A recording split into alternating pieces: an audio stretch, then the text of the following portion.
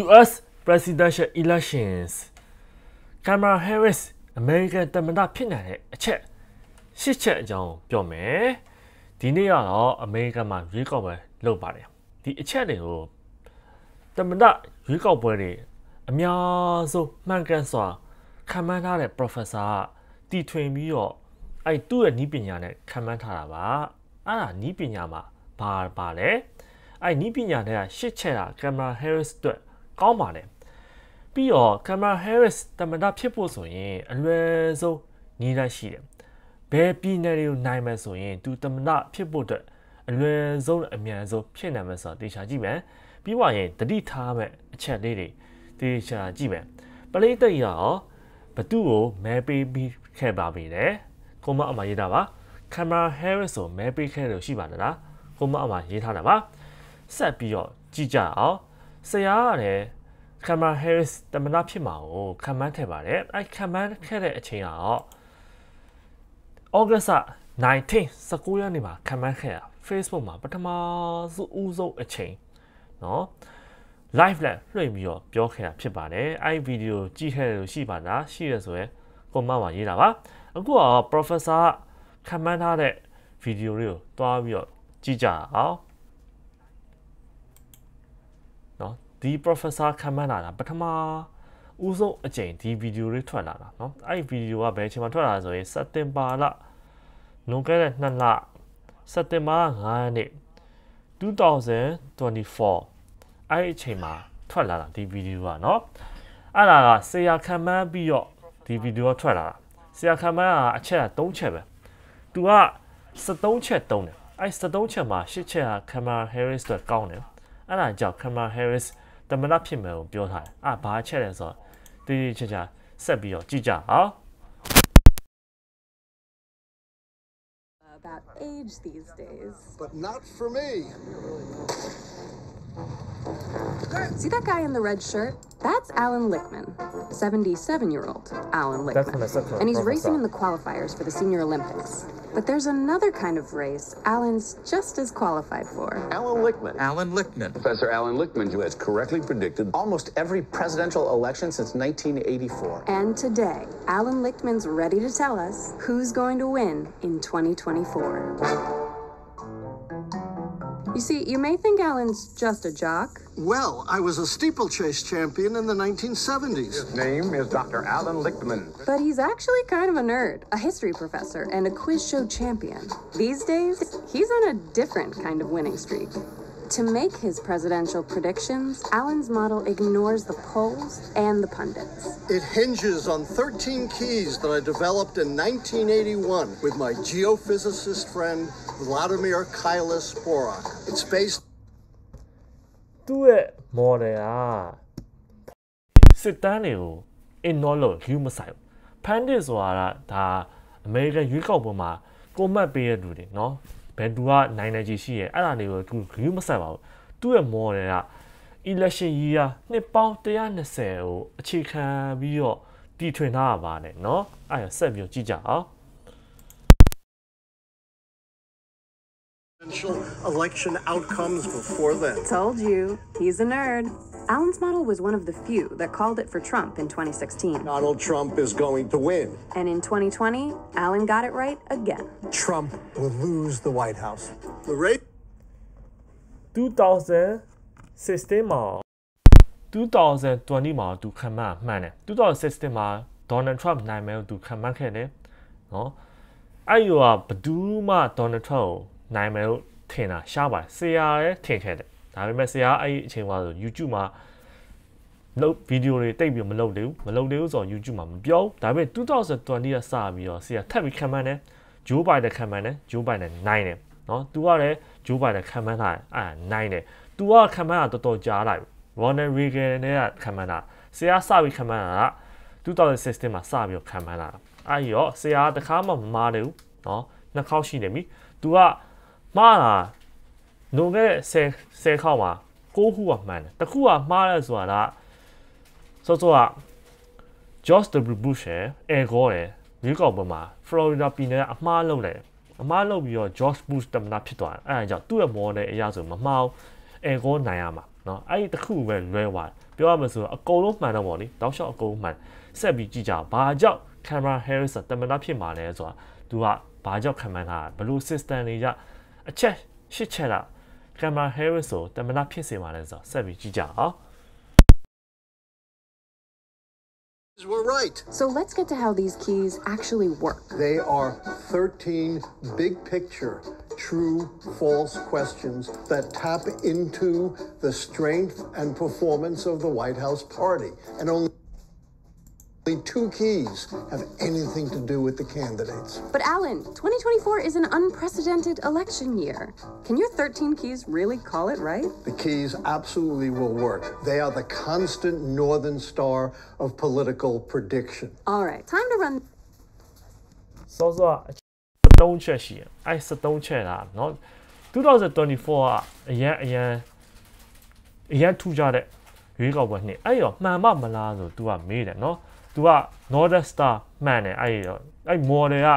ဘာလို့မှ bias မဖြစ်ပဲနဲ့ဘယ်မလိုက်ပဲ systematically လုပ်ထားတဲ့ကြောင့်မှန်တာပါတဲ့เนาะအဲ့တော့သူ့ system model 73ခုကပါတယ်ဆိုတာ73ခုပြန်ကြည့်မယ်သူပြောထားတာက okay ဒီမှာက midterm gains เนาะ midterm gain ရှိရယ် incumbency ရှိရယ် primary contest ရှိရယ် third party ရှိရယ် short term economy long term economy short term ဆိုတာအတူပေါ့ရေးတူပေါ့ဒါရေးရှိပေါ့ policy change ရှိရယ် social unrest ရှိရယ် white house scandal ဆိုတာရှိရယ် incumbent charisma ဆိုတာရှိရယ် challenger charisma ဆိုတာရှိရယ် foreign policy failure ရှိရယ် foreign policy success ဆိုတာရှိရယ်เนาะအဲ့ရောဆက်ပြီးတော့ကြည့်ကြမယ်သူပြောတဲ့ဟာတွေကဟုတ်မို့ဆိုတာเนาะအဲ့ရောဘယ်အချက်တွေက Kamala Harris တက်ကောင်းတယ်ဘယ်အချက်တွေက Donald Trump တက်ကောင်းလဲဆိုဆက်ပြီးတော့ကြည့်ကြအောင်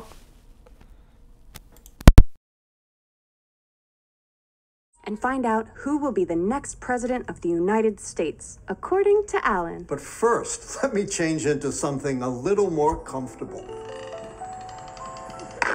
Number 1, the White House party gained House seats between midterm elections. The Democrats did better than... နံပါတ်1ကတော့ White House မှာအိမ်ဖြူတော်မှာရှိနေတဲ့ပါတီက midterm မှာ House seat gain House မှာရွေးကောက်ပွဲအမတ်တွေကပို့ပြီးတော့ရတယ်เนาะအဲ့တော့ကြည့်ကြမယ် Democrats က2022မှာထင်ထားတယ်ပို့ပြီးတော့ performance ကောင်းတယ်ပေါ့လေ 22, but they still lost House seats. So the key is false. Remember, a false key is good for Trump. Democrat တွေကထင်ထားတယ်ပိုကောင်းပြီမဲ့လေသူရဲ့2022မှာဆိုရင် House seat ကိုရှုံးတဲ့လို့ကြောင့် Donald Trump တက်ကောင်းတယ်အဲ့ Donald Trump အရှိကိုတိုးပါပြီနံပါတ်2ကိုတွားကြည့်မယ် Number 2, the incumbency key. The sitting president is running for re-election. Biden withdrew from the race, costing the Democrats this key. It is false. Wait, you're saying it would have helped the Democrats if Biden stayed in? If Biden stayed in, they would have salvaged this one key. That's all. Okay. Moving on for now. Number 2เนาะ incumbency အခုပါတီ Democrat President Joe Biden ဆက်ပြန်မယ်ဆိုရင်အဲ့ဒီ Democrat ပါတီက key တစ်ခုရတယ်အခုက Joe Biden မပြန်တော့တဲ့ကြောင့်ထွက်သွားတော့ Donald Trump တက်ကောင်းတယ်ဟာအဲ့လူရထင်ကြဟာ Joe Biden ဆက်ပြီးတော့ပြန်မယ်ဆိုရင်နော်Joe Biden တော့မကောင်းဘူး Democrat တော့မကောင်းဘူးဘာကြောင့်အဲ့ဒါကို Joe Biden ထွက်သွားတော့เนาะဘာကြောင့် Donald Trump ကိုပေးလိုက်တာလဲเนาะအဲ့ရောအရန်ထူးကြတယ်သူ့ key system က formula က incumbent president ဆက်ပြန်နေမှာဆိုရင် positive 1ရမယ်မပြန်ဘူးဆိုရင် negative 1ရเนาะ Joe Biden ကအဆောက် Donald Trump နဲ့ဒီဘက်မှာပြန်တယ်မလားဒါပေမဲ့ Donald Trump ကိုperformance အဲ့လောက်ကြီးမကောင်းတော့เนาะရှုံးမှုခေပုံများလူတွေအများထင်ကြဒါသူ့ key အနေအရဆို Joe Biden ဆက်နေမှာဆို +1 Joe Biden ဆက်မနေရတဲ့ကြောင့် -1 အဲ့ဒါကြောင့် Donald Trump ပူတာတယ်လို့ပြောတယ်ဆက်ပြီးကြည့်ကြမယ် House party avoided a primary contest. The Democrats finally got smart and united overwhelmingly behind Vice President Harris. So the key is true. A true key. That moves Harris off the starting block. Number 4, there's no third-party challenger. RFK Jr. has dropped out. စောစောနံပါတ်3နံပါတ်3က prime contest မှာเนาะ contest မှာအားလုံး unite ဖြစ်တယ် Kamala Harris နောက်မှာရှင်းပြတာမရှိအဲ့ရော positive Kamala Harris နံပါတ်1ရတယ်เนาะနံပါတ်ဒုက္ခထပ်ပြီးနံပါတ်4ရပါတယ်ဆိုတော့တပ်ပါတီရှိတာတပ်ပါတီရှိရဆိုရင်Democrat တွေကောင်း incumbent ဆိုအခုလက်ရှိ White House ကိုပိုင်ထားတဲ့ပါတီတော့မကောင်းအခုတော့တပ်ပါတီမရှိတဲ့အတွက်ကြောင့်ကောင်းတယ်လို့သူကပြောဆက်ပြီး No other third-party candidate is anywhere close to the 10% polling threshold needed to turn this key. It's true. 4 keys in, and it's neck and neck. Let's keep going. Number 5, the short-term economy is strong. Look, despite all the loose talk about a so-called vibe session, the economy is not in recession, so this key is true. Number စီးပွားရေးအရန်ကောင်းတယ်เนาะစီးပွားရေးအရန်ကောင်းတဲ့ကြောင့်အခုပါတီ White House ကိုပိုင်ထားတာဘာလို့လဲ Democrat အဲ့ရော Democrat တဲ့ကောင်းတယ်ဆိုပြီးတော့ Kamala Harris ကထပ်ပြီးတော့ positive 1ထပ်ရတယ်နောက်တစ်ခုက long term ရေရှည်စီးပွားရေးဘယ်ဟာပိုကောင်းလဲဆက်ကြည့်မယ်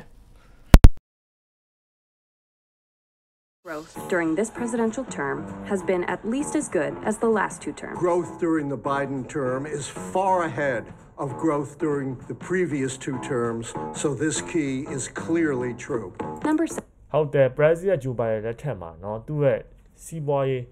အကြာကြီး၄နှစ်လုံးမှာဟိုးလွန်ခဲ့တဲ့၄နှစ် Trump နဲ့တာတယ်အဲ့ဒါကြောင့်ဒီ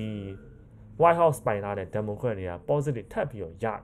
ဆက်ကြည့်မယ်နံပါတ် 7. The White House has made major changes to national policy. Rejoining the Paris Accords on climate change, the CHIPS bill, the infrastructure bill, the Inflation Reduction and Climate Change bill. Clearly, the key is true. Number policy အကောင်းတွေအများကြီးဖြစ်တယ်အဲ့ဒီဖြစ်တဲ့အတွက်ကြောင့်ဒါ positive Democrat တွေကောင်းတယ်ပြောတယ်အများကြီးပဲဆိုတော့ chip act တို့ပြီးတော့ climate change နဲ့ပတ်သက်တဲ့အဖွဲ့အစည်းကိုပြန်ပြီး rejoin လုပ်တယ်เนาะပြီးသွားရင် inflation reduction act လုပ်တယ် chips act လုပ်တယ်အများကြီးဖြစ်တဲ့အတွက်ကြောင့်ဒါကောင်းတဲ့အချက်မှာเนาะအဲ့ဒါ positive ရပါ Kamala Harris ဆက်ပြီးကြည့်မယ် sustained social unrest during the term. There have been sporadic protests, but nothing approaching the massive, sustained social unrest needed to turn this key. So it's true. But schools are just going back to session. With new protests, couldn't this key flip? Yes, there are a lot of protesters upset with Biden's policies in the Middle East. But now with Harris, not Biden, front and center, that has dampened social unrest. Number 9. The White House is untainted by scandal. Oh, my favorite. စောစောဆိုင်နာပြောက်ပွဲတွေအကြီးအကျယ်ဖြစ်တယ်ဆိုရင်တော့ဒါ Democrat တွေကောင်း White House အခုလက်ရှိနေတဲ့ပါတီတွေမကောင်းအခုကအကြီးအကျယ်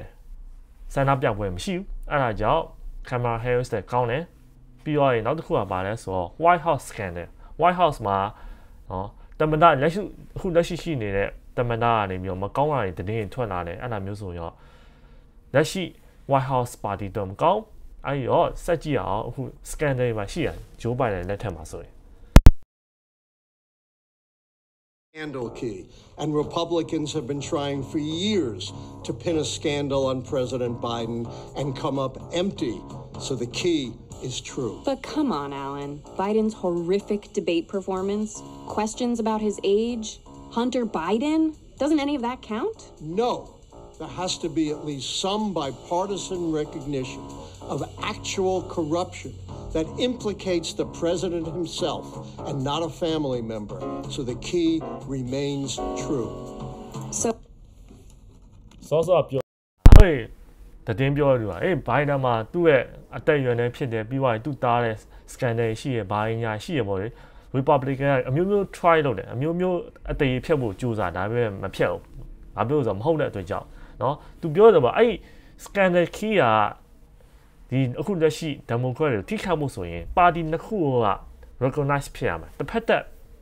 recognize ဖြစ်လို့မရပါတီတစ်ခုကဟုတ်တယ်မကောင်းဒီ president ဒီဟာမျိုးကမလုပ်တင်အဲ့ဒါမျိုးကအားလုံးသဘောတူရဆိုရင်ပါတီတစ်ခုသဘောတူရဆိုတော့ဒါအခုလက်ရှိရှိနေ Democrat နဲ့မကောင်းအခုကဒါပေမဲ့သူကတစ်ဖက်သက် Republican ဘာမှပြောစရာမရှိဘူးဘာမှအမှုမရဘူးเนาะအဲ့ဒီအတွက်ကြောင့်ဒါ Democrat နဲ့ကောင်းတယ်ဆိုသူကဆက်ပြောတယ်ဆက်ကြည့်နောက်တော့ကြီးကြံနေเนาะအဲ့တော့ Kamala Harris ရှေ့ရောက်တယ်ကြာ Trump လာနောက်မှာမရှိနေဒီမှာကြီး 7 true so far. Looking pretty good for the Democrats. We have 4 keys left, all of which would have to be false for Trump to have a path. Number 10. The incumbent party candidate is charismatic. This is a very high threshold key. You have to be a once-in-a-generational, broadly inspirational candidate. Harris has not met that standard, so this key is false. Number 11. The challenger So charisma ဆိုတာအရန်ဒီအချက်ကိုမှီဖို့တော့ဆိုအရန်မြင်ရမယ်ဘယ်လိုမျိုးဆို once in a generation เนาะအဲ့ဒီလူကအရန် popular ဖြစ်တယ်အရန် inspiration ဖြစ်တယ်သူ့ရဲ့ story ကအကုန်လုံးကောင်းတယ်ဒါပေမဲ့ Kamala Harris ကအဲ့လိုမျိုး inspiration အရန်နာမည်ကြီးပြီးတော့လူတွေအားလုံးဖြစ်တာမရှိဘူးဘယ်လိုမျိုး inspiration once in a generation ဆိုတာဥပမာဆိုရင်Arnold Schwarzenegger တို့သူကမင်းသားတိမှာအရင် Hollywood မင်းသားHollywood မင်းသားဖြစ်တယ်ပြီးသွားရင်သူက body builder နဲ့ champion အများကြီးဖြစ်တယ်ပြီးတော့ politics မှာနာမည်ကြီးရအဲ့လိုမျိုးပေါ့အရာနာမည်ကြီးရဥပမာဒီခေတ်ဆို Taylor Swift လိုမျိုးပြီးပါရှိတယ်နောက်ထပ် inspiration နာမည်ကြီးရ Gandhi လိုမျိုးမှာနော်အဲ့လိုမျိုးဟာမျိုးဖြစ်မှာအဲ့ level ကအရန်မြင့်အောင်ရှိအဲ့တော့ Kamala Harris အဲ့ level ကအဲ့လားမဟုတ်တော့ကြောင့်သူ Kamala Harris မရဘူး Trump ကတဆင့်တူอ่ะနော်နံပါတ်7ဆက်ကြည့်မယ် challenger charisma Donald Trump ရဲ့ charisma ဆိုတာဘယ်လိုလဲ charisma ဆိုတာစွဲဆောင်မှုရှိတာဆိုဆက်ပြီးကြည့်ကြမယ် People think Donald Trump is a god, but he only appeals to a narrow base, so that key is true. But wait, that means တချို့Donald Trump ကဖျားလို့ပဲကိုးကွယ်ကြဒါပေမဲ့ तू ကလူနည်းစုပဲ Donald Trump ကိုကြိုက်တာလူများစုက Donald Trump ကိုမကြိုက်ကြအဲ့ရော Kamala Harris ကတာသွားတယ်နော်အဲ့ရော Kamala Harris တက်သွားတယ်ဆက်ကြည့်မယ် Kamala Harris ပိုင်းဝင်သွားပြီ8ချက်ပြည့်သွားပြီနော်8ချက်ပြည့်သွားတယ်သူ့အတွက်ကောင်း8ချက်ပြည့်သွားတဲ့ကြောင့်သူတမန်လာဖြစ်မယ်အဲ့ရောနောက်ထပ်အချက်တွေတော့ဆက်ပြီးတော့ဖြစ်ဖို့လိုသေးလားဆိုဆက်ကြည့်ရအောင် Hold on to the White House, and Kamala Harris will be the next president of the United States. But wait a sec, Alan. We still have 2 keys left. The foreign policy keys? You're right. Foreign policy is tricky, and these keys could flip. So ဒီမှာကြည့်လိုက် key တွေမှာရှိတယ်နော်စိတ်ရလဲဆိုတော့ဒီຢာတွေကောင်းတယ် Kamala Harris တဲ့1 2 3 4 5 6 8ခုရှိရနော်8ခုရှိရ Donald Trump က3ခုပဲရှိတယ်ဒီအဲ့ရောရှိ8ခုဖြစ်သွားပြီဆိုရင်နောက်2ခု Donald Trump ရတာတော့မှ Kamala Harris ကိုမနိုင်သေးဘူးနော်အဲ့ Kamala Harris ကတမန်တော်ဆက်ဖြစ်မယ်နော် foreign policy ရတဲ့ tricky ဖြစ်တယ်နော်အရန်ရှုပ်ထွေးတယ်ပေါ့ဒီ key ကအမျိုးပြောင်းနေတယ်သူပါပြောလဲဆိုဆက်ပြီးကြည့်ကြအောင် Flip. The Biden administration is deeply invested in the war in Gaza, which is a humanitarian disaster with no end in sight. But even if both foreign policy keys flipped false, that would mean that there were only 5 negative keys, which would not be enough for Donald Trump to regain the White House. So I guess that means you're standing by your prediction. Kamala Harris will be the next president of the United States. At least that's my prediction for this race. But the outcome is up to you. So get out and vote. Well, I guess that settles that race. But what about the one we started with? Well, I won some medals, I didn't get hurt, and I qualified for the 2025 National Senior Olympics. Not bad for a 77-year-old, huh? ပြောချင်တာကစောစောက key 2ခုလုံး Donald Trump နဲ့တာရင်တော့မှနော် Kamala Harris 8ချက်ရှိရတဲ့ကြောင့်ဘလို့မှနိုင်စရာအကြောင်းမရှိ Kamala Harris တမန်တော်ဖြစ်ပါမယ်ဆိုသူခံမှန်းတာเนาะဒီလူကြီးကတခါမှမမှားတယ်เนาะဆရာလည်းတခါမှမမှားတယ်အဲ့ရောဒီနေ့မှာ ဒီတပတ်တို့မို့နောက်တပတ်မှာအဖြစ်ပေါ်လာမှာဖြစ်ပါတယ်အဲ့တော့ Kamala Harris တမနာဖြစ်ဖို့အတွက်အလွယ်ဆုံးနည်းနဲ့ပါတယ်တေချာတွားပြီးတော့ကြည့်မယ်ပရိသတ်ရောဘသူ့ကိုမဲပေးထားမှာလဲကုန်းအောက်မှာရေးထားပါ Okay electro mass ဆိုတာရှိရနော်တမနာရွေးဖို့ဆိုရင် USA က popular vote နဲ့ vote မဟုတ် popular vote ဆိုတာလူဦးရေဘယ်လောက်ရွေးထားတယ်လူဦးရေများလေလေတမနာဖြစ်ဖို့များလေ USA ကြောင့်ပြည်နယ်နဲ့ representative လုပ်တယ်ဘာကြောင့်လဲတချို့ပြည်နယ်တွေကလူဦးရေအများများတယ်တချို့ပြည်နယ်ရဲ့လူဦးရေအများနေတယ်အဲ့ဒါကြောင့်ညီမျှအောင်ဆိုပြီးလူရဲ့အချိုးနဲ့ပတ်သက်ပြီးတော့ electoral college ဆိုတာလုပ်တယ်အဲ့တော့2016မှာ Hillary က popular vote နဲ့နိုင်သွားတယ်နော်ရိုးတာမှတခြားနိုင်ငံဆိုရင် Hillary Clinton က president ဖြစ်မှာဒါပေမဲ့ Donald Trump က president ဖြစ်သွားတယ်ဘာကြောင့်လဲဆိုတော့ဒီပြည်နယ်တွေကို Hillary Clinton ကရှုံးသွားတဲ့ကြောင့်နော်ပြည်နယ်တိုင်းအဲ့ပြည်နယ်အရေးကြီးတဲ့ပြည်နယ်တွေနိုင်မှတာတမနာဖြစ်မှာဖြစ်ပါတယ်အဲ့တော့ဆက်ပြီးတော့ကြည့်ကြအောင် Okay electoral college နော်ဒီအနီရောလုံးဝ Republican ပဲအားပေးတယ်နော်အပြာရောလုံးဝ Democrat ပဲအားပေးတယ်အဲ့ဒီ population ရအဲ့ရောပြောင်းဖို့ဆိုခဲရင်းတယ် Arizona swing state ပါဘာကြောင့်သူဟိုကလောက်ထားမလဲညာအဲ့ရောအခုလက်ရှိကြည့်လိုက်မှဆိုရင် swing state က9ခုရှိရယ် Nevada ရှိရယ် Arizona ရှိရယ် Wisconsin ရှိရယ်ပြီးတော့ရယ်Michigan ရှိရယ် Pennsylvania ရှိရယ်နောက် Carolina နဲ့ Georgia ရှိပါတယ်ဒီပြည်နယ်9ခုကအရင်အရေးကြီးကျန်တဲ့ဟာတွေကပြောင်းဖို့အရင်ခက်တယ်ဒါပေမဲ့မထင်မှတ်တာဖြစ်နေတယ်ဆရာဗီဒီယိုလေးအဆုံးမှာပြောမယ်နော်ဘာမထင်မှတ်တာလဲဆိုအဲ့တော့ Kamala Harris ရဖို့ဆိုရင်အလွယ်ဆုံးနဲ့အမြန်ဆုံးအတိအကျဆုံးပါလဲဆိုတော့ဒီ Wisconsin ကိုလည်း Kamala Harris ကနိုင်ရမယ် Michigan ကိုလည်းနိုင်ရမယ်ပြီးတော့ Pennsylvania နိုင်ရမယ်ဆိုရင်သူလုံးဝတမနာဖြစ်သွား270 290ရှိတမနာဖြစ်ပြီကျန်တိုင်းဘာမှဖြစ်စရာမလို300ကျော်စရာမလိုဘယ်လောက်မှကျော်စရာမလို271အောင်ဖြစ်စရာမလို270ဆိုတာလည်းတမနာဖြစ်သွားပြီ။ဘာကြောင့်ဆိုဒီ270ရမယ်ဆိုရင်ကျန်တဲ့ပြည်နယ်ဆိုတော့ Nevada Arizona Donald Trump ရရင်အောင်မှသူတမနာမဖြစ်နိုင်တော့။နောက်ဒီမှာကြည့် Georgia နဲ့ North Carolina နိုင်အောင်မှသူက268ပဲရှိနော်ဘလို့မှမဖြစ်နိုင်တော့အဲ့တော့ Donald Trump အတွက်အလွယ်ဆုံးအမြန်ဆုံးကြီးကဘာဖြစ်မလဲဒီ Nevada Arizona နိုင်ရမယ် North Carolina နိုင်ရမယ် Georgia နိုင်ရအပြင်ကိုဒီပြည်နယ်3ခုတည်းသူတစ်ခုကိုနိုင်ရမယ်ဒီပြည်နယ်3ခုကို Blue Wall ခေါ်ကြ Blue Wall ဟိုအရင် Democrat လို့ပဲတောက်လျှောက် vote လုပ်ထားနော်ဒီ2016မှာ Donald Trump ဘာကြောင့်နိုင်သွားဆို Hillary Clinton ရဲ့ post စမှုဒီပြည်နယ်သူအရက်ခံမှာရောထင်တာပြည်နယ်ကိုတွားပြီးတော့သူမဲဆွဲတာမလုပ်ခဲ့ဘူးအဲ့ဒါကြီးကြောင့် Hillary Clinton ရှုံးသွားတာအဲ့တော့ Donald Trump နိုင်မှုဆိုရင်ဒီလေးခုကိုသူနိုင်ရမယ့်အပြင်ကိုဒီအနည်းဆုံးတစ်ခုသူနိုင်ရမယ်เนาะအဲ့ဒါအရန်ခက်သွားပြီတင်ချာနေတဲ့ Donald Trump နိုင်မှုကမဖြစ်နိုင်ဘူးเนาะအဲ့ဒါကြောင့်ဒီလေးခုကိုသူအားလုံးနိုင်ဖို့ဆိုတာမဖြစ်နိုင်ဘူးเนาะအဲ့ဒါကြောင့် Kamala Harris ကဒီ၃ခုနိုင်ရုံနဲ့သူတမနာဖြစ်နေ၃ခုပဲ focus ထားတော့တမနာဖြစ်နေပြီးတော့သူကနီးတိုင်းအများကြီးရှိဒီ၃ခုလည်းမကောက်ထားတော့ Donald Trump Pennsylvania လို့နိုင်ပါ Pennsylvania ကအများဆုံးเนาะအများဆုံးသူ Donald Trump ရမှာမဆိုရင်သူကတမနာဖြစ်တယ်သူ87ဖြစ်သွားဒါပေမဲ့ Kamala Harris ကဘယ်ပြည်နယ်နိုင်မလဲဆိုတော့ Georgia နိုင်မယ်Georgia နိုင်မယ်ပြီးတော့ရင်နောက်ထပ်တစ်ခု Nevada နိုင်မယ်ဆိုရင် Kamala Harris ကတမနာဖြစ်ဘူးเนาะသူ Pennsylvania ရှုံးသွားဆိုသူနောက်နှစ်ခုနိုင်မယ်ဆိုရင်တမနာဆက်ပြီးတော့ဖြစ်ပြီအဲ့တော့ Pennsylvania သူမရှုံး Pennsylvania သူနိုင်သွားတယ်เนาะသူနိုင်သွားဆိုတော့ဒါပေမဲ့သူက Wisconsin ကိုရှုံးသွားတာเนาะ Wisconsin ရှုံးသွားတယ်ဆိုရင် Wisconsin Trump စီရောက်သွားတယ် Trump စီရောက်သွားဆိုရင်သူဘယ်ဟာပဲနိုင်ဖို့လိုတယ်အခုနံပါတ်30မှာနံပါတ်30ဆိုသူ Georgia တခုနိုင်လာမယ်ဆိုရင်သူတမနာဖြစ်မှာပဲเนาะ Georgia တခုပဲနိုင်စားလို့တယ်ဒီနှစ်ခုကိုထိန်းထားလိုက် Georgia တခုနိုင် Georgia မနိုင်ရောမှ Arizona နိုင်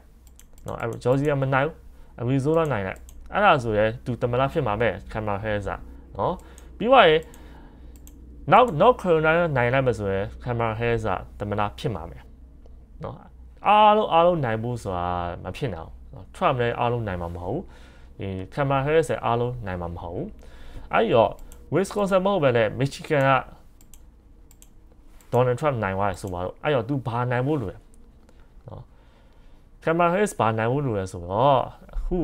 Georgia နိုင်မယ်ဆိုရင် Kamala Harris ကတမန်တော်ဖြစ်မှာပဲ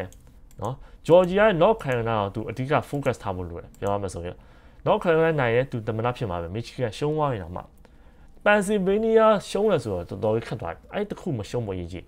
နော် Pennsylvania Trump ရမယ်ဆိုရင် तू နောက်ထပ်ပြည်နယ်နှစ်ခုနိုင်တော့မှ तू တမန်တော်ဖြစ်မှာနော်အဲ့တော့ Pennsylvania အရင်ရေးကြည့်နော် Pennsylvania မှာနေတဲ့မြန်မာရှိပါလားကိုမအောင်မှာရေးတာပါဘသူ့ကို vote လုပ်ထည့်ပါတယ်လေကိုမအောင်မှာရေးတာပါနော်အဲ့တော့ तू က Pennsylvania နိုင်မယ်ဆိုရင် Donald Trump တခြားဘယ်ပြည်နယ်နိုင်တယ် तू နောက်ထပ်တစ်ခုပဲ Donald Trump စီကယူဖို့ပဲလို့တယ်နော်အဲ့ဒါကြောင့်အရင်တင်ချာနေတွေ့ရမှာဆိုရင် Kamala Harris နိုင်ဖို့ပုံများအခုက Iowa က Kamala Harris နိုင်တယ်လို့ပြောတယ်နော်အဲ့တော့ Iowa က Kamala Harris ရောက်အောင်မဆိုရင် Donald Trump ဒုက္ခရောက်သူဘာနိုင်ဖို့လိုလဲနော် Iowa ထားလိုက်နော် Kamala Harris နိုင်မယ်ဆိုရင် Donald Trump က Pennsylvania နိုင်ရဆိုရင်အခြေအနေဘယ်လိုရှိမလဲစက်ကြည့်အောင်Pennsylvania နိုင်ဆိုသူနိုင်တယ် Pennsylvania တော်လေးနော်တော်လေးတကူးကြီးရပြောရမယ်နော်အဲ့တော့ Pennsylvania Donald Trump ရပါမယ်ဆိုရင် Kamala Harris နောက်ထပ်တစ်ခုဘယ်ဟာနိုင်ရမယ် Arizona ကြည့်ကြ Arizona ဆိုဒုက္ခရောက်ဟာဒီအခြေအနေကတော်တော်ဒုက္ခရောက်နော်စဉ်းစားကြည့်269တမနာဘယ်တော့မှဖြစ်အဲ့အချိန်ကြာရန်ထူးကြအချိန်ဘာဖြစ်မလဲဆိုရင်နောက်ထပ် view ကောက်ပဲပြန်လုပ်ရမှာနော်ဒီလိုထိုင်းဖြစ်နေ270မဖြစ်ဘူး Iowa Kamala Harris ရပါမယ် Donald Trump က Pennsylvania ရပါမယ်နော်ပြီးတော့ Arizona က Kamala Harris ရမယ်ဆိုရင်ဒါအရန်ထူးကြတဲ့အဖြစ်ရနော်အရန်ထူးကြဖြစ်နောက်ထပ် view ကောက်ပဲထပ်လုပ်ရမှာနော်အဲ့ဒါဆိုပွဲကြီးပွဲကောက်ဖြစ်နေပြီနော်အဲ့တော့နောက်တစ်ခု Nevada ရရော Kamala Harris ရှုံးမှာပေါ့နော် Arizona မဟုတ်ဘူး Nevada ရှုံးမယ်ဒါပေမဲ့တခြား Georgia တို့ North Carolina Georgia ထပ်ရောက်မှာဆိုရင် Kamala Harris နိုင်ပြီနော်လုံးဝ president ဖြစ်သွားဆိုတော့North Carolina ကအနီးထားတယ်ဆရာဆိုတော့အပြာလောက်ထားတယ်အနီးထားတယ်ဆိုတော့ North Carolina နဲ့ Arizona နဲ့ Kamala Harris ရပါမယ် Iowa ရပါမယ်ဆိုတော့မှ Donald Trump Pennsylvania ရမှာဆိုရင်အရင်ညီမျှနေအဲထပ်ပြီး week ကိုထပ်လုပ်ရမှာဒါပေမဲ့ North Carolina ကို Trump ရပါမှာဆိုရင် Georgia ကို Kamala Harris ရမယ် Iowa ကိုရတယ်အဲ့ဒါတော့မှ Trump ကတမနာဖြစ်အောင်ပါပဲအဲ့တော့ Pennsylvania အရင်အရေးကြီးတယ် Pennsylvania အရင်အရေးကြီး Pennsylvania တခုကိုသူနိုင်ထားမှာဆိုရင် Kamala Harris အတွက် chance အရင်ပိုများပါ Pennsylvania ရှုံးတယ်ဆိုရင်သူအနည်းဆုံးဒီအောက်ဖက်ကပြည်နယ်နှစ်ခုနိုင်မှပဲသူကနိုင်မှာနော်အဲ့တော့ဒီကအရင်က blue wall ဆိုတာ Democrat ပဲ vote လုပ်တာအဲ့တော့ဆရာထင်ပြောမှာဆိုတော့ Kamala Harris ဒီ၃ခုကိုရဖို့ကိန်းပုံများတယ်အများအပြင်ကို Iowa ရဲ့နိုင်သွားနိုင်တယ်နိုင်သွားတော့ထား Georgia မနိုင်မထားအဲ့တော့ Iowa ထူးထူးခြားခြားအပြာဖြစ်သွားမှာဒီခေါက်နော်အနီးကအပြာဖြစ်သွားမှာဆိုရင်Kamala Harris let me see Georgia South Carolina no Pennsylvania Kamala Harris ရမှာဆိုရင် no let me see Michigan ဆိုတော့ Michigan မရေးထားဘူးဟုတ်ကဲ့ Michigan နဲ့တော့ဆိုတော့ Michigan အပြာလုံးအောင်ပါโอเคအဲ့ဒါဆို Kamala Harris တမနာလုံးဝဖြစ်သွားတယ်ဆိုတော့ Michigan ကိုအနီးလောက်ထားအဲ့တော့ Wisconsin ရော Michigan ရောโอเคအဲ့တော့ Donald Trump ပြန်ပေးလိုက် Pennsylvania ပြန်ပေးလိုက်အနီးပေးလိုက်မယ်ဆိုရင်ဆိုတော့ Iowa ပါတယ် Arizona နိုင်သွားမယ်ဆိုရင် Arizona ကိုဆိုတော့ Kamala Harris ကိုပေးလိုက်မယ်ဆိုတော့ Kamala Harris မနိုင်ဘူးဆိုတော့နီးရတာဘာနေပါဆိုတော့တိုင်းဖြစ်သွားပဲလို့အခြေအနေမှာ Michigan က Donald Trump ရတယ်နော် Arizona က Kamala Harris ရတယ် Georgia က Kamala Harris ဒီအခြေအနေကအရန်ထူးကြအခြေအနေနော်အဲ့လိုမျိုးအခြေအနေမျိုးဆိုတော့ထပ်ပြီးရွေးကောက်ပါရွေးရမယ် Michigan Donald Trump Pennsylvania Donald Trump ရတယ်နော်ဆိုတော့Wisconsin က Kamala Harris Arizona က Kamala Harris Georgia က Kamala Harris အစDonald Trump ကဒီအောက်ဖက်မှာပူအားတာနော် Kamala Harris အပေါ်ကပိုပြီးအားတာအဲ့တော့အောက်ဖက်နှစ်ခု Kamala Harris ရပါမယ်အပေါ်နှစ်ခု Donald Trump ရပါမယ်ဆိုတော့ဒါပွဲကြီးပွဲကောင်းဖြစ်သွား ပွဲကြီးပွဲလာပြီအဲ့ဒါဆိုထပ်ပြီးရွေးရမှာထပ်ပြီးဘုတ်လို့ပြင်တာနော်ပလိတက်ရောနော်အဲ့ဒီじゃဘုတ်လို့ပြင်ဒီအခြေအနေရောက်ရဆိုရောဒါတော်တော်လေးဆက်ပြီးတော့ကြာအောင်မှာပြန်ပွဲရနော်ဒီအခြေအနေမရောက်ဘူးဆိုရောဆက်ပြီးတော့ AC နိုင်ပါလေနော်အဲ့ရောအလွယ်ဆုံးကြီးရပါတယ်Kamala Harris ဒီပြည်နယ်3ခုရလာပဲဆိုလုံးဝဒေါ်နယ်ထရန့်ဘာပဲနိုင်နေမှာမသိတခြားဘာမှလုံးလို့မရတော့နော်ဘာမှလုံးမရအရေးကြီးပန်ဆယ်ဗေးနီးယားရှုံးသွားမှဆိုတော့သူပြည်နယ်အနည်းဆုံးနှစ်ပြည်နယ်ထိုက်နိုင်မှရမှာနော်နှစ်ပြည်နယ်ထိုက်နိုင်မှ Iowa ကအနီးပဲထားတယ် Iowa surprise ဖြစ်နိုင်တယ်နော်ဆရာပြောပါပြီအနီးပဲထားတယ်အဲ့ရောပန်ဆယ်ဗေးနီးယားသူရှုံးသွားမှဆိုရင်သူအနည်းဆုံး Georgia နိုင်Kamala Harris Georgia နိုင်ပြီးတော့နောက်ထပ်တစ်ခု Arizona နိုင်အဲ့ဒါမှနိုင်မှာနော် Georgia နိုင် Nevada နိုင်ရောမှမရဘူး Nevada နိုင်ရောမှသူရမလားကြည့်ကြ Nevada နိုင်ရတယ်အနည်းဆုံးနှစ်ခုနိုင်ပိုင်စီမီနဲ့ရှုံးသွားပြီးတော့အောက်မှာနှစ်ခုနိုင်တယ်သူရပြီနှစ်ခုနိုင်ဒါပေမဲ့ Georgia မဟုတ်ပဲနဲ့ဒီနှစ်ခုဆိုရင်တော့ Arizona နှစ်ခုဆိုရင်မရဘူးဒီဘက်အနောက်ဘက်နှစ်ခုနိုင်လို့မရဘူးအရှိတစ်ခုအနောက်တစ်ခုအဲ့ဒါနိုင်မှသူပန်ဆယ်ဗေးနီးယားရှုံးသွားတာကိုသူပြန်ပြီးကာပါဖြစ်မှာเนาะအရှိတစ်ခုအနောက်တစ်ခုအနည်းဆုံးအရှိနှစ်ခုနိုင်ရဲဆိုတော့သူ AC ပဲเนาะဆိုတော့ပန်ဆယ်ဗေးနီးယားရှုံးသွားတယ်အရှိနှစ်ခုနိုင်ရမယ် North Carolina Georgia ရယ် North Carolina နိုင်တယ်ဆိုရင်တော့AC ပဲเนาะပလိတက်ရုံဒီပြည်နယ်ခုနှစ်ခုမှနေတဲ့ပလိတက်ရှိပါလားကိုမအမရေးတာပါဘယ်သူ့ကိုမဲပေးပါလဲကိုမအမရေးထားတယ်ပါเนาะအဲ့ဒါကြောင့်အရေးကြီးပါတယ်ပြီးတော့သတိထားမယ့်အချက်တွေပြောမယ်เนาะသတိထားရဆက်ပြကြည့်မယ်ဒေါ်နယ်ထရန့်ဘယ်လိုညစ်ပတ်နိုင်လဲเนาะညစ်ပတ်နိုင်အချက်ပြောပြမယ်ဟိုးအရင်2020မှာသူညစ်ပတ်တယ်ဘယ်လိုညစ်ပတ်တာအဲ့နီးတန်းဆိုရှိအရင်သတိထား election night ဒီနေ့ညသူ့ရဲ့ညစ်ပတ်တဲ့အချက်ကဘာလဲဆိုတော့ကြည့်ကြအောင်เนาะ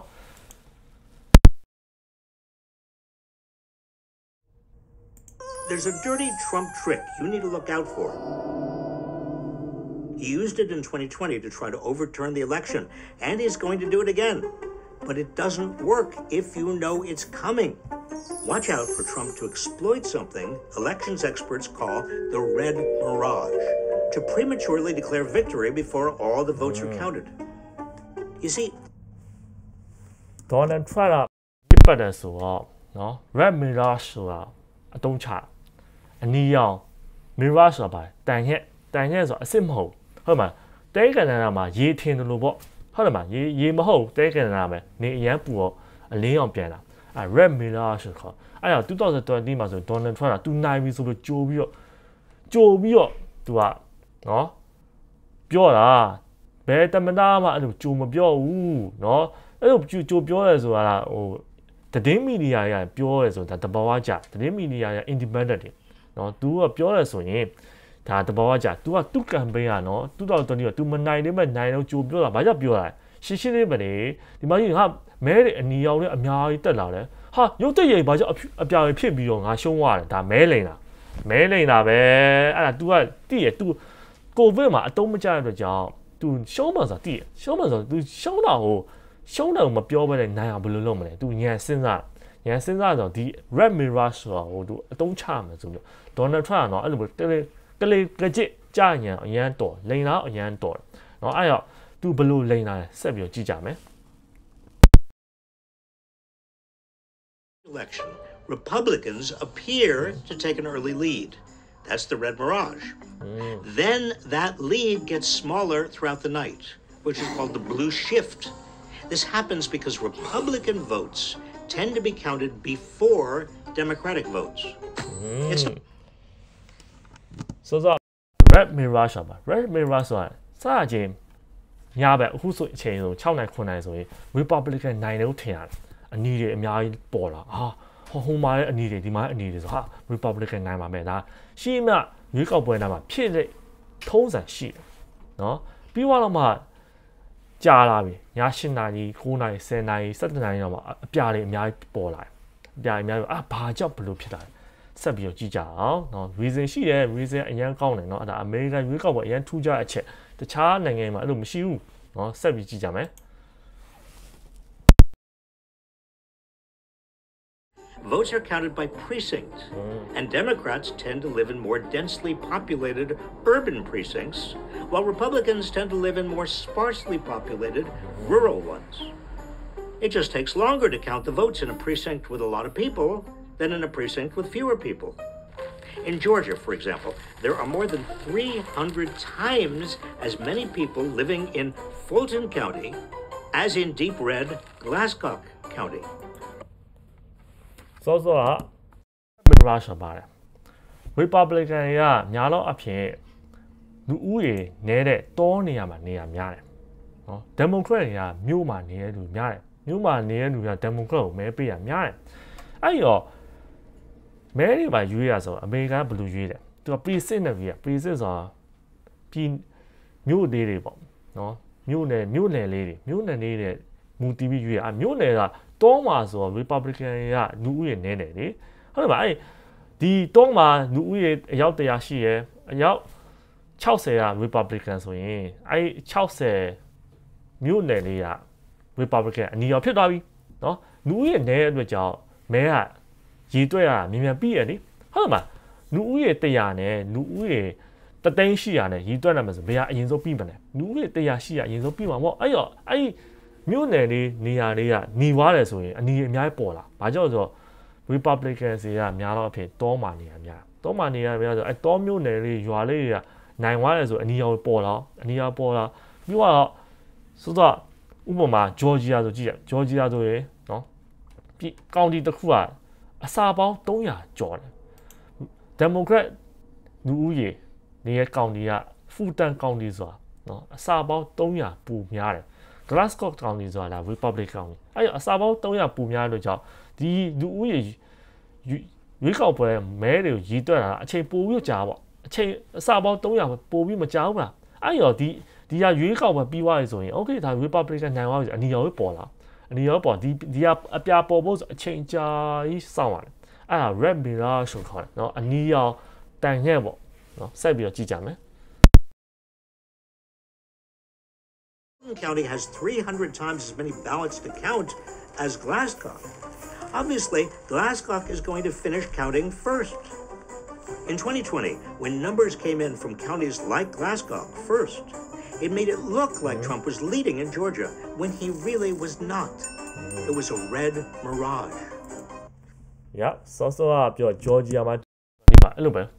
အဆောက်အနီရောင်အများကြီးပေါ်လာဘာလို့အနီရောင်ကတိတိလေးတွေကိုတိတိလေးဆိုတော့မသိဒေါ်နယ်ထရန့်နိုင်တယ်ဒါပေမဲ့ Democrat တွေကမြို့ကြီးမှာနေတာအကြီးကောင်းနေအကြီးမှာနေတာနေတော့အကြာကြီးကောင်းလို့ပါအကြာကြီးကနောက်ဘုတ်ဆုံးမှာပေါ်လာအပြာတွေအများကြီးပေါ်လာအဲ့ရောဒေါ်နယ်ထရန့်ပြောမဲခိုးလာငါအစနိုင်နေဘာကြောင့်ရှုံးရတယ်အဲ့ဒါနော်အဲ့ဒါအမှန်ပြောရမှာဆိုရင်ဒီရွေးကောက်ပွဲတိုင်းမှာဖြစ်အမြဲတမ်းအမေရိကန်မှာရွေးကောက်ပွဲတိုင်းဒါထုံးစံဖြစ်နေကြအရင်ကတမန်တော်ရှိဒါပေမဲ့အရင်ကတမန်တော်ကဒေါ်နယ်ထရန့်တော့မကောက်ကြည့်တော့ဘူးအဲ့ရောသူဘယ်တော့မှကြိုပြီးတော့နိုင်သွားပြီဆိုပြီးတော့ announcement မလုပ်ဒေါ်နယ်ထရန့် तू မနိုင်ဘူးဆိုတော့တီးရောအဲ့ရော तू ဘယ်လိုကောက်ကြည့်ရမလဲဆိုတော့ဒီနီးတော့ तू တွေ့သွားအဲ့ဒါဒေါ်နယ်ထရန့်အရန်တော့အဲ့လိုကြောင့် तू ရွေးကောက်ပွဲမဲလေတယ် तू ပြောရပါလူရအမေရိကန်ကမဲပေးရနှစ်ပေါက်ဘလောက်ပဲကြာနေမှာပါစေ तू တေးချလေ့လာဆိုတော့ဘယ်လေ့လာမလဲဟုတ်တယ်မပရိသတ်ရောမှာထမင်းနေတဲ့စားနေတာထမင်းကယ်လိုရီဘလောက်ရှိတယ်သိလားဆာမကယ်လိုရီဘလောက်ရှိတယ်ပရိုတင်းဘလောက်လဲကာဘိုဟိုက်ဒရိတ်ဘလောက်ရှိတယ်သိလားမသိဘူးမလားဟုတ်တယ်မလားဒါပေမဲ့ဒေါ်နယ်ထရန့်အဲ့လိုမသိချဒီဟာကို तू အကွက်ဝင်အောင်ဆို तू တေချာလေ့လာပြီးပြောထားဒါမဲလိမ်ပါတယ်ဆိုပြီးနော်အရန်အရေးကြီးတော့အဲ့ပညာတတ်ဖို့ဆိုအရန်အရေးကြီးရပြောတာ stock share လို့ပဲ stock share ဆိုနော်အဲ့ဒါကြောင့် stock share ဆိုရက်ခက်လားဆိုထင်တယ်လို့မခက်ဘူးအရန်လွယ်လားဆိုထင်တယ်လို့မလို့ stock share ပညာတတ်ဖို့ဆိုရင်မြတ်ဖို့ကင်းအရန်ပိုများတယ်နော်ဒါပေမဲ့လူတွေပတ်စံရှုံးကြအဲ့ကြောင့် stock share အလိမ်မလူတွေထင်ကြဘာကြောင့်လဲဆိုတော့ stock share ပညာမတတ်တဲ့အတွက်ကြောင့် stock share ပညာတတ်ဖို့ဆရာတို့လူမျိုးဆိုရင်အမြဲတမ်းမြတ်နေတဲ့ကြောင့်ရှုံးတယ်ဆိုတော့ဆရာမယုံဘူးဘာအမြဲမြတ်နေတာပဲရှုံးလူအများဆိုပတ်စံရှုံးတယ်ဆိုတော့ဆရာအမြဲတမ်းမြတ်နေဆရာနဲ့ဆရာတပည့်အမြဲမြတ်နေအောင် तू မယုံကြဘူးလေဒါတဘာဝပဲနော်ဒေါ်နယ်ထရန့်လည်းအဲ့လိုပဲဆက်ပြီးလောက်ကလိကကြီးလို့ဆက်ပြီးကြည့်ကြမယ်တတိထားတော့ပလေးတဲ့ရော Democrats are more likely to vote by mail, and mail-in votes take longer to count. Anyone who follows elections knows about the red mirage and the blue shift, as the စာနဲ့ပူပါများမဲတွေပါပူပါဆိုရင်နော်စာနဲ့ပူပါများတယ်ဘာကြောင့်သူ encourage စောစောပူပါဆိုနော်စောစောပူစောစောရီတော့ရအဲ့ရောစာနဲ့ပူပါများစာကပို့ပြီးတော့ခောက်လို့ပါပူကြတယ်နော်အဲ့ရောဆက်ပြီးတော့ကြည့်ကြမယ်ဒါအဲ့ကြောင့်ခောက်ပြီးတော့မှတဖြည်းဖြည်းအပြာတွေပေါ်လာအနီးကအရင်ပေါ်အရင်ဆုံးပေါ်မယ်ပြီးတော့အပြာပေါ်လာမယ်ဆက်ပြီးကြည့်မယ် Political director of Fox News has testified. So in every election, and certainly a national election, you expect to see the Republican with a lead, but it's not really a lead. So this red mirage, that's really what you expected to happen on election night. Happens every time. Yeah. But in 20... So Republican Fox News လူရအောင်ပြောတာเนาะအမြဲတမ်းရွေးကောက်ပွဲရွေးတာအရင်ဆုံး Republican နိုင်တယ်ထင်ရဒါပေမဲ့ Republican နိုင်တာမဟုတ်ပြီးရထိစောင့်မယ်เนาะဒါ Congress မှာ तू testify လုပ်ရအောင်เนาะအမှန်ကန်ပြောရအောင်เนาะဆက်ပြီးတော့ကြည့်မယ်2020မှာ Trump ကဘယ်လိုမျိုးကြံလဲဆိုတော့ကြည့်ကြ ended, the blue shift was surprising and suspicious. We were winning in all the key locations by a lot, actually. And then our numbers started miraculously getting whittled away in secret. No, there was nothing miraculous or secret about it. But it's easy to see why people who don't know about the red mirage could be tricked into thinking that something unusual had happened. According to Trump ally Steve Bannon, that's exactly what Trump was counting on. And what Trump's going to do is just declare victory. Right, he's going to declare victory, but that doesn't mean he's the winner. He's just going to say he's the winner. The Democrats, more of our people vote early that count. Theirs vote in mail, and so they're going to have a natural disadvantage, and Trump's going to take advantage of it. That's our strategy. He's going to declare himself a winner. Bannon said that in October of 2020, before the election, and that's just what Trump did on election night. Soလူရပြောอ่ะเนาะ Trump ဘာလို့လုပ်မယ်ဆိုတော့ तू ကကြိုပြောခဲ့တယ်ဆိုတော့ဒါအရင်ပုံမှန်ကြတယ်เนาะအရင်ဆုံးအနီးရဲ့အများကြီးပေါ်လာမယ် Democrat ရဲ့နောက်ပိုင်းကျမှပေါ်လာမယ်ဘာကြောင့်လဲဆိုတော့ तू မြို့တွေမှာနေတယ်မြို့ကြီးမှာနေတယ်เนาะမြို့ကြီးမှာနေတယ်ဆိုတော့လူဦးရေများလို့ပို့ပြီးရွေးကောက်ပွဲရီးရတာအရှုံးနိုင်ရီးရပို့ပြီးတော့ကြားနေမယ်เนาะ Donald Trump ကဘာပဲပြော तू ဘာလုပ်မယ်ဆိုတော့အရင်ဆုံးနိုင်တယ်လို့ပြောနိုင်မယ်သူနိုင်ရမနိုင်ရသူအဓိကမထားဘူးသူအမှန်တရားအဓိကမထားဘူးသူကိုယ်တိုင်နိုင်ဖို့အတွက်ပဲသူကစဉ်းစားတခြားဘာမှအဓိကမထားအဲ့သူ့ဘက်ကလူကသူကပြောတာနော်တခြားနားထောင် And what Trump's going to do is just declare victory. What Trump was that happened. According to Trump ally Steve Bannon, Donald Trump ရဲ့တငယ်ချင်းအောင်ပြော Trump ရဲ့မဲဆွေအောင် Donald Trump ဘယ်လိုလုပ်မှဆိုတော့ကြိုပြီးတော့ပြောထားသူ့အကျင့်တည့်ရတော့ကြောင့်အဲ့ရ plane တဲ့မှတ်ထား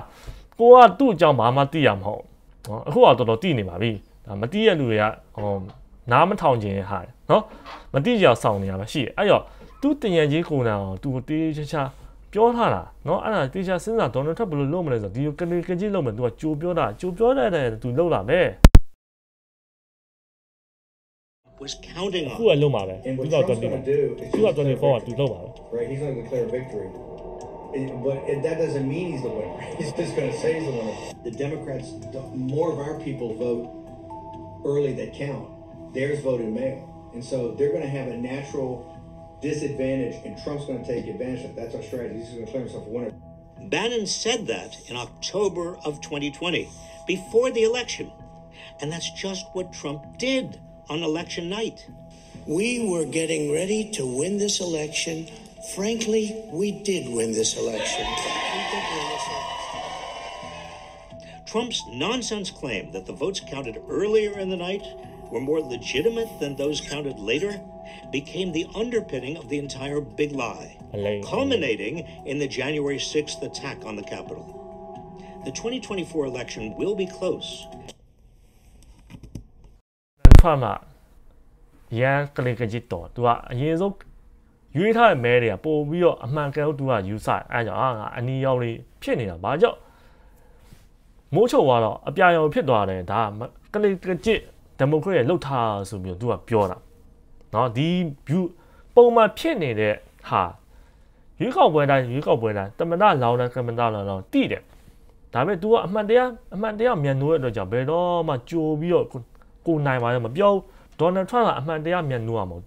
तू နိုင်ဖို့ပဲသူ့ကိုကြိုးပဲကြည့်ရတဲ့အတွက်ကြောင့်ဒီဟာကိုအတုံးချပြီးလုပ်ရအဲ့ကြောင့်2020မှာဆိုရင် तू ရှုံးသွားတာအောင်မှနော်သူ့လူတွေကဒီနီးပညာဒီပုံမှန်ဖြစ်နေဟာကိုတတိမထားမိကြတဲ့အတွက်ကြောင့်စပြောမှာဆန်အမြဲတမ်းစားနေမှာပရိသတ်ရောအဲ့ဆန်မှာကယ်လိုရီဘယ်လောက်ရှိရသိလားကာဘိုဟိုက်ဒရိတ်ဘယ်လောက်ရှိရသိလားပရိုတင်းဘယ်လောက်ရှိရသိလားနော်ဆန်စားနေဆန်ကိုပရိုတင်းကိုပြောရဲပရိသတ်ရောယုံမှာပဲအတိအကျမရှိတဲ့လူတွေယုံမှာပဲဟုတ်တယ်မလားဆန်ကကာဘိုဟိုက်ဒရိတ်တွေဒါပေမဲ့မတိတဲ့လူကဆန်ကပရိုတင်းပြောလိုက်မှဆိုရင်သူယုံကြည်ရဲ့โอเคတမနာကိုတာပရိုတင်းပြောတော့ဆန်ကပရိုတင်းနော်ကာဘိုဟိုက်ဒရိတ်အများကြီးမရှိဘူးပရိုတင်းအရင်များဆိုယုံမှာပဲဟုတ်တယ်မလားအဲ့အကြောင်းဒေါ်နယ်ထရန့်ကကနေကကြစ်အဲ့လိုနေညာဒီတစ်ခေါက်လည်းအဲ့လိုလုံးမှာပဲမယုံကြည့်နဲ့နော်အဲ့ရပရိသတ်အရင်တတိထားသူပြောယုံပြီးတော့လိုက်ပြီးတော့စောစောလွတ်တော်တွားပြီးတော့အကျန်းဖတ်မှဆိုရင်ဒုက္ခရောက်နေမယ်အဲဒါကြောင့်လူရဲ့အကျန်းတွားပြီးတော့ဖတ်တာ तू ပြောတဲ့ဟာကြောင့် तू ကစနစ်တကျကြိုပြီးတော့လှုပ်ထားတာရွေးကောက်ပွဲ result မထွက်လာခင်က तू ကကြိုပြီးတော့ပြောတာ तू ဒီ plan တွေရှိရဲ့နော်ပြီးတော့ရွေးကောက်ပွဲ result ထွက်တော့ तू ရှုံးသွားတော့ဘာလုပ်လဲ plan ဆိုတော့ Georgia မဲ officer ကို तू ကမရအောင်ရှာသူ့တက်မဲမရအောင်ရှာ तू ပြောတယ်သူ Georgia တမတ်ကြားရတော့ကြောင့် Georgia ပြည်နယ်ကလူတော်ဒီအဲ့ဒီတစ်ခေါက် Georgia ပြည်နယ်ကအဲ့လူပဲဒေါ်နယ်ထရန့်လုံးမရတော့ဘူးဒီခေါက် तू လုံးမရတော့ဘူးအဲ့လူ recording လုပ်ပြီးတော့ပြောထားတာဒေါ်နယ်ထရန့်က तू မတရားပြီးတော့အာနာကိုအတုံးချပြီးတော့အတင်းရှာတဲ့သူ့အတွက်မဲတယ်နော်အဲ့ရော तू လုံးမရတော့အဲ့ Georgia Kamala Harris နိုင်နေမယ်နော်နိုင်ဆက်ပြီးတော့ကြည့်တာပြီးတော့အဲ့ရမရပါဖြစ်တယ်အဲ့ရမရလူတွေကိုလွတ်တော့အကျန်းဖက်ပါ Mike Pence ဆိုပြောတာ Mike Pence ဆိုဟို President Joe Biden ကိုနော်တမနာမလွှဲဘူးအတွက်သူက Mike Pence ဆိုပြောတာ Mike Pence က Vice President ကနေပြီးတော့ certify လုပ်ရတယ်နော်တမနာကိုဖြစ်ပါပြီဆိုပြီးတော့အာဏာလွှဲပေးဖို့အတွက်လုပ်ရအာဏာလွှဲပေးဖို့အတွက်မလုပ်ပါနဲ့သူကကြိုပြောအဲ့ကြိုပြော तू မရတဲ့အတွက်ကြောင့် तू ကလူတွေကိုလွတ်တော်တွားပြီးတော့အလူချမ်းစီပါကို तू ကပြောလိုက်နော်तू ကတစ်စိမ့်လောက်ကတော့အကွက်ချပြီးလောက်ကတော့ပလိတ်တိုင်တခြားမလေးလာဘူးဆိုရင်ဒါခံလိုက်ရမယ်ဒါနိုင်ငံရေးအကွက်တွေဆက်ပြီးကြည့်ဒီမိုကရေစီနိုင်ငံမှာနိုင်ငံရေးအကွက်တွေအများကြီးရှိရတော့အာဏာရှင်ဆိုင်တဲ့လူကအဲ့လိုလုပ်ရတဲ့အတွက်ကြောင့်အဲ့လိုဖြစ်တာဆက်ပြီးကြည့်2024အရင်ကတ်တယ်အဲ့တော့2024မှာနိုင်ဖို့ဆိုရင်ဘယ်လိုဖြစ်ရမလဲ Kamala Harris ကလုံးဝ landslide နိုင်ရမှာအပြတ်တက်နိုင်ရမှာဆိုဒီလူကြီးနော်ဒီလူကြီးကလေးကကြည့်ပြောဖို့တော်တော်ရှားပါတယ်ဒါပေမဲ့ तू ဘာပြောမလဲဆက်ပြီးစောင့်ကြည့်ရအောင်နော် likely to appear to be ahead and again use that early lead to falsely claim victory. Mirages can be confusing, but if you know what they are, you won't be fooled by them. Please help spread the word about the red mirage so people know exactly what to expect on election night. ဒီနေ့ညတယ်အဲ့လိုပဲဖြစ်မှာပဲစကြည့်တော့ Donald Trump နိုင်တယ်လို့ထင်တယ်နော် Kamala Harris အားပေးသူတွေဘာမှစိတ်သက်မကြနဲ့ဟာအနေအများကြီးဖြစ်လာပြီ Trump နိုင်သွားဘယ်လိုလုပ်တွေးပါမထပါနဲ့ AC relax ဆုံးပါဆရာတို့ AC နေနော်ဆရာခံမှန်းပြီးပါပြီဆရာခံမှန်းထားရဲဆိုယုံကြည်လိုက်ဆရာခံမှန်းထားရဲမှားရှားတယ်ဆိုယုံကြည်လိုက်မှန်တာများတယ်ဆိုပြီးတော့ယုံကြည်လိုက်ပြီးတော့ဆော professor ကြီးရတယ်အမြဲတမ်းမှန်အောင်ခံမှန်းခဲ့တာနော် Trump သူနိုင်မယ်သူခံမှန်းခဲ့သူနိုင်တယ် Joe Biden နိုင်မယ်ခံမှန်းခဲ့ရတယ် Joe Biden နိုင်ခဲ့ရမယ်အခု Kamala Harris ဆိုနိုင်မယ်လို့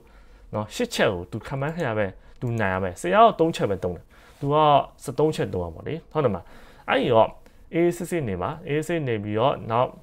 1ရက်2ရက်ဒါကိုချက်ချင်းတည်ရမယ်ဒီတစ်ပတ်တည်းမှာတည်ရမယ်ပြီးသွားရင်နောက်တစ်ပတ်ရဖြစ်သွားမယ်နော်ဟိုကတော့တိုင်းမဖြစ်ဖို့အရေးကြီးတိုင်းဖြစ်မှဆိုတော့ဒါထပ်ပြီးရွေးကောက်မပြန်လို့ရမယ်နော်ဒီချက်ပို့ပြီးအရေးကြီးရတာခံမှန်းရပါမှန်ဖို့ပိုအရေးကြီးရဆိုရင်ကိုဘလောက်တိုးတက်နိုင်တယ်ကိုဘဝဘလို့အောင်မြင်နိုင်တယ်ဘလို့ချမ်းသာတယ်ခံမှန်းဖို့အတွက်နိုင်ဖို့ကအမှန်ဆုံးကအရေးကြီးပါတယ်ဆရာဆိုရင်2020မှာဆိုတနှစ်ထက်နဲ့နှစ်ဆကျော်ဖြစ်အောင်လုပ်မယ်ဆိုဆရာခံမှန်းခဲ့တယ်နော်ဆရာဗီဒီယိုကြည့်ရလို့အများကြီးပြောခဲ့တယ်တနှစ်ထဲနဲ့ဆရာရဲ့ channel ဘူးက9000ကနေပြီး32800ကျော်သွားနှစ်ဆခွဲဖြစ်သွားနော်ဆရာနှစ်ဆပဲခံမှန်းနှစ်ဆခွဲဖြစ်သွား2023နှစ်ကုန်ကြအောင်ဆရာဘာခံမှန်းလဲဆိုရင်2024ကျရင်နှစ်ဝက်နဲ့ထပ်ဝက်မှာနှစ်ဆကျော် channel လုပ်မယ်ဆိုဆရာခံမှန်းခဲ့တယ်ဆရာဗီဒီယိုအများကြီးတယ်သိရဆရာခံမှန်းမှန်လားဆိုမှန်တာပေါ့ဒီမှာကြီး January 1ရက်နေ့ရပြီ June 30ရက်နေ့ကြည့်ရမယ်ဆို3,200,000နေပြီ2,9,600နှစ်ဆခွဲနီးပါဖြစ်သွားတယ်နော်အဲ့ဒါဆိုရင်ဒီလိုခံမှမှားဖို့ဆိုရင်ဘာလို့အဲ့ဒါဆိုရင် stock investing call options put options advance option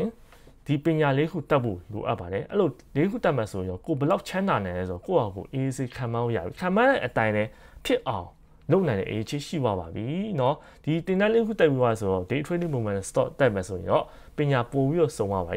ဒီတင်တဲ့တက်ပြီးတော့မှလားဆရာဘာတွေဝင်နေတယ်မြက်နေဆိုသိချင်ဆိုရင်ပေထုံကြောက်ရပါတယ်စောစောကိုပညာရောက်တက်တယ်မှန်တယ်ဒါပေမဲ့ကိုခံမှန်းတာမမှန်ဘယ်လိုလုပ်မလဲကိုနှစ်ဆကြော်ချမ်းသာခြင်းဒါပေမဲ့မဖြစ်ဘူးဆိုဘယ်လိုလုပ်မလဲကိုအလုပ်များနေကိစ္စမရှိဘူးဘာ stock share ဝယ်ရမလဲဘယ်ဟာမြက်အောင်လုပ်ရမလဲ option ဘယ်ဟာ trade လုပ်ရမလဲမသိဘူးဆိုကိစ္စမရှိဘူးဆရာဘာတွေဝယ်နေလဲဆိုတာသိပြီဆိုရင်ဆရာလိုမျိုးဆရာခံမှန်းတယ်လို့မှန်ဖို့ကေပို့ပြီးတော့များမတော်ဘူးလားဟုတ်တယ်မလား option တင်တက်ပြီးသွားဆိုရင် option trade ပေထုံ join ပါ advance option ပေထုံတက်ပြီးမှလား advance option ပေထုံ join ပါ share လုပ်တာပါ subscribe လုပ်ပါအရင်အကြီးပါတယ်ကျွန်တော်စောစောက red mirage ဆိုတာလူတိုင်းသိမှုအရင်အကြီးပါတယ်เนาะအဲ့ဟာမသိဘူးဆိုရင်မတရားမှုတွေအများကြီးပေါ်လာနေပါတယ်ဗီဒီယိုလေးကို Facebook မှာဖြစ်ဖြစ်တန်ရန်ကြီးပဲဖြစ်ဖြစ်မြန်မြန် share လုပ်ထားပါ subscribe လုပ်ထားပါ I will see you in the next video bye bye